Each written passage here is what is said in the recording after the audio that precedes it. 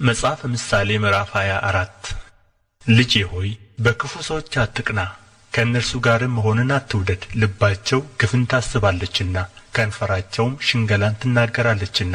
ቤት በጥበብ ይሠራል፣ በማስተዋልም ይጸናል። በእውቀት ከከበረውና ካማረው ሀብት ሁሉ ጓዳዎች ይሞላሉ። ጠቢብ ሰው ብርቱ ነው፣ አዋቂም ሰው ኃይሉን ያበዛል። በመልካም ሥርዓት ሰልፍ ታደርጋለህ፣ ድልም ብዙ ምክር ባለበት ዘንድ ነው።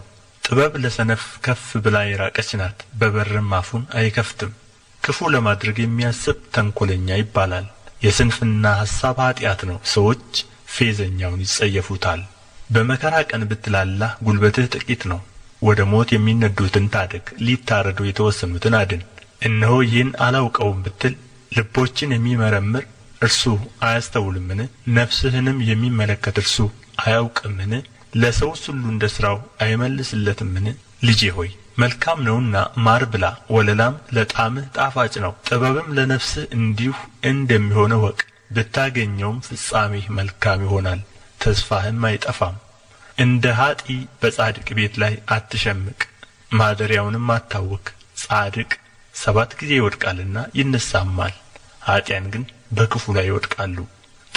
ሁለተኛይቱ የሐዋርያው የጴጥሮስ መልእክት ምዕራፍ 1 የኢየሱስ ክርስቶስ ባሪያና ሐዋርያ የሆነ ስምዖን ጴጥሮስ በአምላካችንና በመድኃኒታችን በኢየሱስ ክርስቶስ ጽድቅ ካገኘነው ጋር የተካከለ የክብር እምነትን ላገኙ፣ የመለኮቱ ኃይል በገዛ ክብሩና በበጎነቱ የጠራንን በማወቅ ለሕይወትና እግዚአብሔርን ለመምሰል የሚሆነውን ነገር ሁሉ ስለ ሰጠን በእግዚአብሔርና በጌታችን በኢየሱስ ዕውቀት ጸጋና ሰላም ይብዛላችሁ።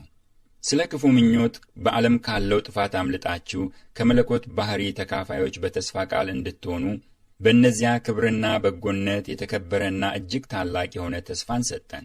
ስለዚህም ምክንያት ትጋትን ሁሉ እያሳያችሁ በእምነታችሁ በጎነትን ጨምሩ፣ በበጎነትም ዕውቀትን፣ በዕውቀትም ራስን መግዛት፣ ራስንም በመግዛት መጽናትን፣ በመጽናትም እግዚአብሔርን መምሰል፣ እግዚአብሔርንም በመምሰል የወንድማማችን መዋደድ፣ በወንድማማችን መዋደድ ፍቅርን ጨምሩ።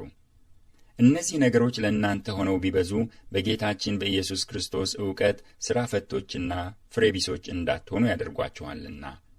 እነዚህ ነገሮች የሌሉት ዕውር ነውና በቅርብም ያለውን ብቻ ያያል፣ የቀደመውንም ኀጢአቱን መንጻት ረስቶአል።